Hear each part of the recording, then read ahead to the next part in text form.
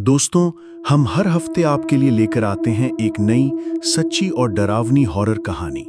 अगर आपको डर पसंद है और सस्पेंस में छिपे रहस्य जानना चाहते हैं तो चैनल को सब्सक्राइब करना मत भूलिए और हाँ, बेल आइकन जरूर दबाइए ताकि हमारी अगली कहानी आपसे मिस ना हो जाए।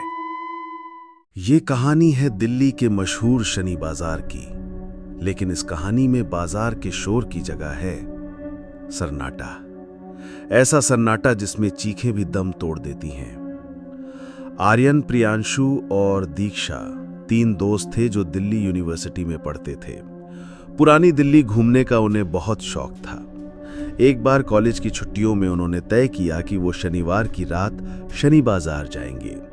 सुना था कि उस दिन वहां सस्ते एंटीक आइटम मिलते हैं, पुराने सिक्के, घड़ियां, किताबें और कुछ बहुत रहस्यमयी चीजें।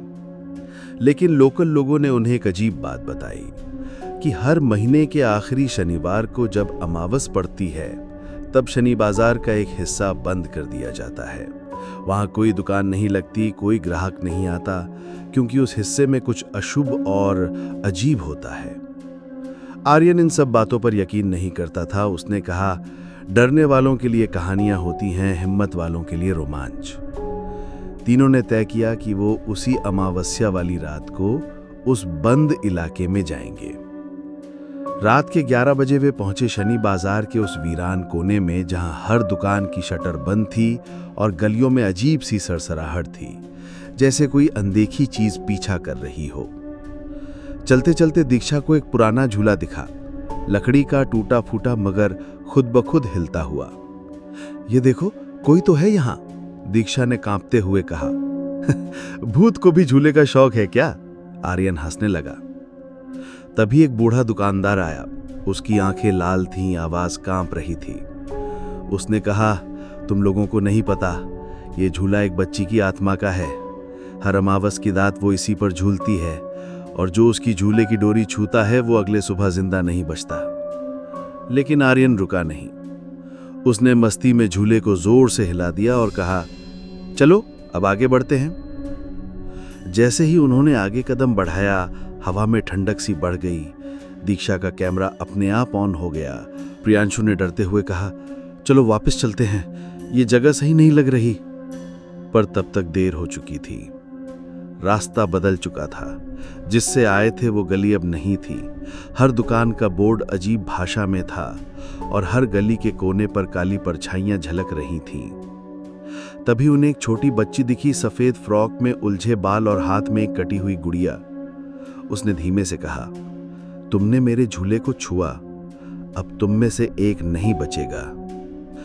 आर्यन ने जैसे ही उसके पास जाने की कोशिश की वो गायब हो गई। डर के मारे तीनों उल्टे पैर दौड़ने लगे।